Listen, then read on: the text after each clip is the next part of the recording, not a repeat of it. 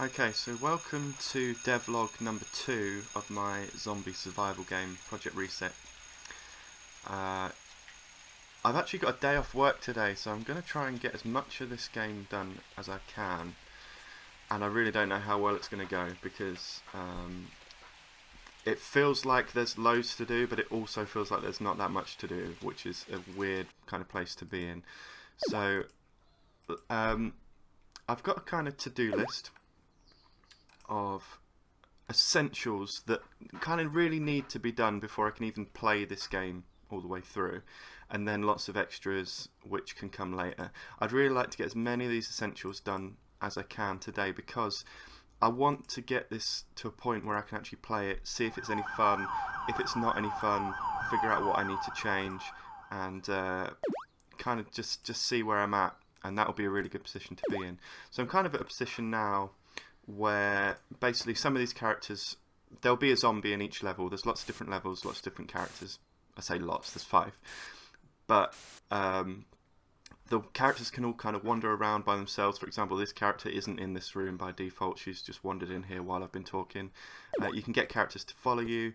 There are zombies in the game where if a character comes into contact with a zombie too much, then they will become a zombie themselves. They've kind of got a health bar that you only see once they've start being infected. You can kind of pick up objects and then actually board up doors and stuff. That was a bug, that didn't do anything. Okay, that's something I need to look at. But basically you'll be able to board up doors and kind of keep people safe and try and prevent them from becoming zombies. And then the idea is you try and keep them alive for a whole hour, all 5 people, and hopefully as many other people as you can. There's lots of little bugs and things, like you don't need to pay attention to these blue icons and stuff like that. It's just kind of for me. If you're interested, basically where the icon is on the y-axis kind of tells me what room each character's in, and where they are in the x-axis is telling me whereabouts in that room they are. So I can actually keep an eye on all characters in all levels at the same time. So for example, you can see the old man, his blue icon is kind of down here, almost in the middle of the screen. But if I go outside, it's there, because that's the icon for this street. That's where the icon is positioned when you're in this street. If I press I can actually see all the characters, and you can see all the people that are in the street with me. Their red icons are on the same y-axis as my blue icon. So again, it's just a way that I can see where everybody is and try and make sure that they're interacting even when I'm not there. I want them to becoming zombies and getting infected even when you're not there to see it. I'm sure in a lot of game engines that's kind of, maybe you could take that for granted that things would be happening even while you're not there. But in this particular game engine that I'm using, Clickteam Fusion, you're only really, the only stuff that's really happening is the stuff that you're seeing on this particular level, and I need to make stuff happen even when you're not there. That's a very long-winded way of kind of explaining where I'm at, but the idea, again, keep people alive, barricade yourself in where you can. Zombies will actually try and pound down the door if you block a door up. And so today I really want to try and get it so you can board up all the doors in the game, and there are quite a few. You're going to be able to board up doors from either side. So you'll be able to board up this door from the outside. You'll be able to board up the door from the inside or the outside. So maybe, for example, maybe the zombie wanders into this bedroom, and you quickly want to get her out and then board up the door. Again, another bug, but I'll sort it. She shouldn't have disappeared. Unless she's gone back in there. Oh, she has. Okay. I need to. One thing I really want to do is like an animation of them going through the doors. Maybe just a simple animation, either a fade, or maybe they will kind of do the thing where they kind of go flat. I don't know. We'll see. I want it to be obvious that they're going through the doors. But then, yeah. So maybe the zombie's in here, and then you could barricade this door up and try and keep the zombie in there for as long as possible. But then, obviously, while you're doing that, you need to be keeping an eye on the other characters. Oh no, there's a zombie, he's about to attack me on this thing, and you kind of spinning plates and juggling and really trying to keep all the characters alive at the same time. So board up all doors, and some characters have got more doors than others, so that'll probably take a little while. So I'm not going to show you every single thing that I'm doing because it will be boring, but I'll just keep you updated throughout the day. I want the zombies to be able to pound on the barricades when you're not even there. So if I board up this door and then I go and look at this character, I really want a zombie to be able to potentially be pounding on that other door even when I'm not there to see it. And again, some game engines, maybe that's really easy. You can have like multiple things going on at once. But the way I've done this game and the kind of it's all split into levels, and you can only really be having one level running at a time, and that's why I've done this kind of system where the characters are actually all interacting even when you're not there. Then the next thing is I'm not too worried about that actually. So if your main character, so these 5 down here, get infected too much, then they're obviously going to turn into zombies as well. But I'm not too bothered about that for getting a game where I can actually play it and see if it's fun. I can just imagine that they've turned into zombies for now. Obviously for the final game they will turn into zombies. What's this? Interact with NPCs that don't move. Okay, again, I'm not too worried about this. So some NPCs, you see some of the characters are walking around on their own, but some are kind of static, like this receptionist, this woman here, this kind of veteran guy here. They're obviously not moving around, and at the moment you can't do anything with them because they just don't behave in the same way as these other characters. So that's one thing that I'm definitely going to need to do for the final game. So I think today what I'd really like to do, I'd maybe like to load, you can see this level's got quite a lot of people going on. This level's just got hardly anybody. It's got like one guy. He's probably wandered off somewhere. He's in this factory again, so I haven't done this location yet, but he's just wandering around in there on his own.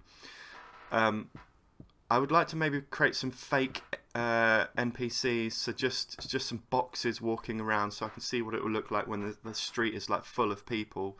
There won't be full characters; they'll just be boxes for now. And then to be able to barricade up every door that you can walk through. So you can't go into this shop, for example, so there's no point in barricading that door up, but you can go into this factory, so we can barricade that door up. So I want to get some fake NPCs walking around, because I haven't designed them all yet, but I want to see what it's going to kind of be like. Board up every door from either side, and the zombies need to be able to pound on the doors even when you're not there, and those are the 3 things I'd really like to get done today. So I'll keep you posted and we'll see how I get on. Okay, so the first thing that I really wanted to do was to make sure, to see why you couldn't barricade a door up anymore. You now can, it's fixed. It was something to do with the area where you click had moved to like here, but that's fixed now. So basically if you put enough stuff in front of the door, it will technically be locked. If I remove some, you'll see that no longer counts as locked. But if you put enough stuff in front of a door, you're now safe. And if I press D, it's going to like simulate what's going to happen if a zombie is outside the door. So I press D, and you'll start to see that no one can come in or out. So these characters can't come in or out of that door, and no one else can come in or out. Obviously, the character there just walked over the beams. I'm going to try and fix that. But if we just watch, the invisible zombie will start pounding on the door. And it's actually not locked anymore, so technically the zombie probably would have come in if there was a zombie. It's locked again now, so we'll just imagine there's a zombie outside. Whoa. Okay, so this barricading up the doors thing is probably going to be trickier than I thought. So I'll keep working on that and we'll see how we get on. Okay, so I've been working for most of the day. I think I started at about 8 o'clock in the morning and it's now 20 to 4. And I think just about every game developer will relate to this, but I've been working solidly, but I don't feel like I've really accomplished much, and that's because a lot of what you do is setting the groundwork to make your life easier later on, putting the kind of functionality in place that's really going to help you build the game properly. So basically where I'm up to is that we can get any object and take them, and we can go to a different character and come back, and it's going to remember which objects I've taken and which I haven't. It hasn't yet remembered that I smashed the window, but it's remembered which beans cans I took and which I hadn't, which was harder than it sounds, and it wasn't doing that before. What I can then do is take my beams and board up this door if I want to. And you can see I also used my brick, so I picked up the brick to smash the window, but I can also use the brick to board up my door as well. And if I board it up high enough, so about there, you can see that's now locked and no one would be able to come in or out unless a zombie smashes that door down. So I can then grab those objects again. I accidentally went in the room there, but you can see it's remembered which 3 beans I've left there. So I can now board up this side. And even if the beans are in a weird kind of formation, that's a very specific formation that they're in at the moment, if I go away and come back, it's remembered exactly where they are. Again, harder than it sounds. It looks like that should just do that by itself, but it doesn't. I had to make sure it knew every object that's in the game, including the brick as well, and what position it was at and what angle it was at and things like that, which it now does. And a lot of this time that I've spent, these last sort of 6-7 hours, have basically been building it in such a way that I can then add any item in the game and it will know what to do with it. So it took me about maybe 6-7 hours to do that beans and brick thing, but then it took about less than a minute to add this glass into the game, which works in exactly the same way. So I can pick it up, it knows that I've picked it up down here, and I can then carry that glass across and use that to help board up my door as well. And it means that I can make loads and loads of different objects throughout the game, chairs and all sorts of stuff that you might want to use to board up the door.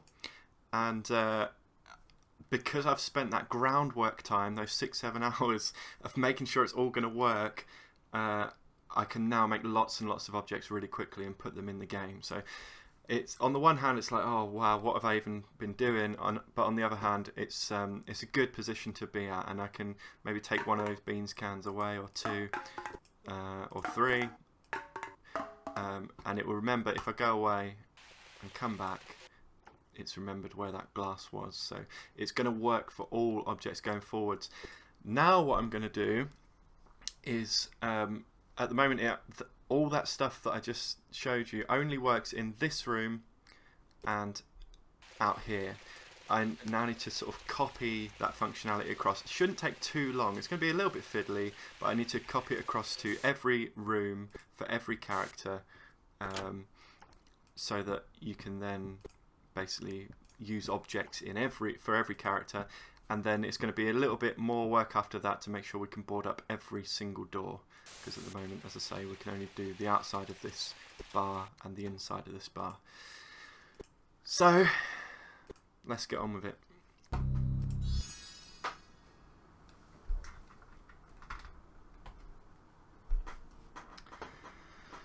Okay, it's been another couple of hours, and that was quite a lot of intense concentration for like 2 hours, because if I'd missed one bit, it would just all break. So I think we're basically there. I haven't tested every single door in the game, but I've tested the 2 that I've tested.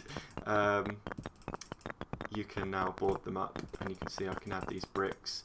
The bricks will run out when I add that feature in, but for now you can board up that door.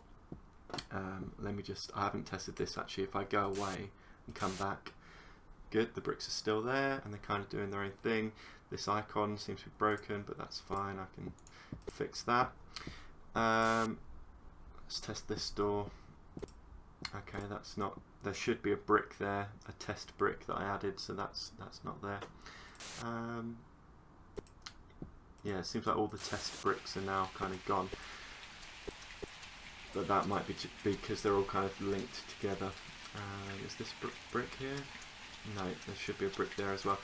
Okay, but all in all, believe it or not, even though that was an absolute failure of a demonstration, I'm pretty happy with how it's all gone. It's a big part of the game, being able to pick up objects and put them in front of doors. So I'm really glad that I've spent the whole of today basically getting that working, and